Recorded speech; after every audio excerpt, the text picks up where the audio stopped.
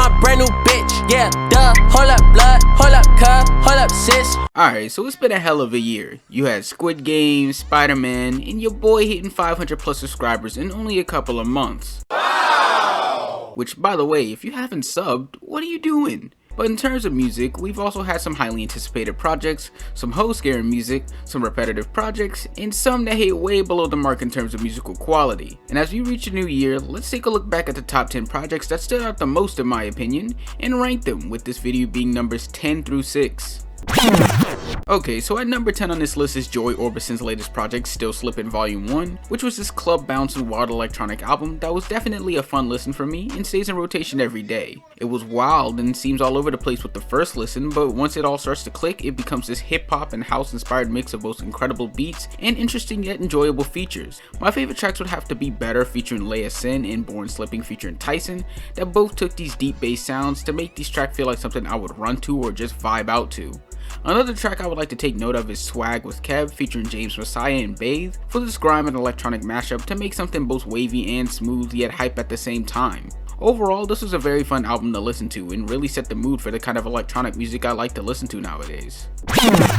Next up is number 9 with Drunk Tank Pink by the UK band Shame, with this project taking this rebellious and angry form towards the alternative rock for something that I really enjoyed when it dropped and still love now. Taking inspiration from 80s and 90s rock scenes, this band definitely makes sure to make their presence known within their music, with their first track on this project, Alphabet, having this loud and confident feel to it that can instantly drag you in. The usage of the guitars and drums in this project are so extremely well done and feel so collected together with these scratchy muffled vocals that make such a great piece of work, such as on the track Nigel Hitter, 6-1, and Harsh Degrees, which by the way are my favorite tracks from this project. But overall, this is just such a fun project to listen to, and really allowed me to step outside of my boundaries more and more to come full circle with my taste in music, with my first listens being rock, and then in hip hop, and then now back to rock with this rebellious and wild sound that just speaks to me. So moving along to number 8 is with the Melodic Blue by Baby Keem, being what I feel is like a fuller revamped version of his previous project Die For My Bitch, this time having better production and solid features for this mix of beat drops and mosh pit style instrumentals to really get something going. I've always appreciated Baby Keem's rapping style, being this choppy and slow yet clever wordplay alongside a catchy chorus to be able to appeal to a wide and strong enough following. With his main feature being his big cousin Kendrick Lamar himself, it definitely helped with tracks such as Family Ties, being his 3-way beat switch with Kendrick coming in with his quick fire and stacked verse to finish off such a hard hitting song, or even coming through on the track Vent to help with the chorus to bring in Keem on this hard hitting beat. But overall, with this project being produced by Keem himself, it fully utilizes both his rapping style and the features as well, with great mixing for something that can stay in anyone's rotation.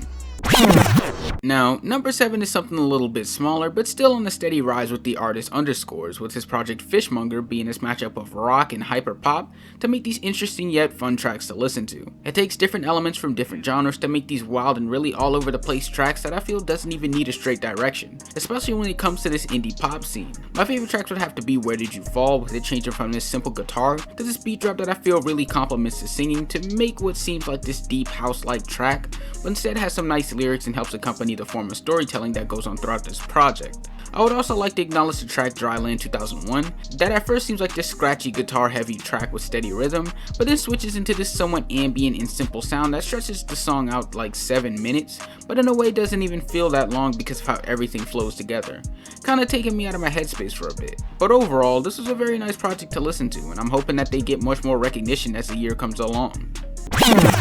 And lastly for number 6 on this list is the project To Hell With It by the upcoming pop singer Pinkpantheress. And I know, it's not an album, stupid. But listen, dickhead, it's not like she said it was an EP, so y'all can hop off these fucking nuts. But yeah, so this is the first project from the upcoming artist, and this is a mix of these short and fast-paced and more slower and melodic tracks that's a nice taste of what we're to expect in the future from the artist. Tracks such as I Must Apologize and Notice I Cried take this more hyper-pop approach, while other tracks such as 19 uses this slower pace and more melodic sound, just for it to all come together for some great storytelling about relationship and mistakes. But even though I wish this project was a bit longer, it was still such an incredible listen from beginning to end, being a wonderful start for the singer's career, and that's me excited for whatever she has planned in store for when she drops an actual album. But overall, as I've stated before, it's been a hell of a year, but when making this list it does confirm to me that there were some hits from this year that prove that music has only gotten better as time has progressed. You have some upcoming artists such as Shame and Pinkpantheress, and then there's artists such as Baby Keem who have proven that he's here to stay and can only get better.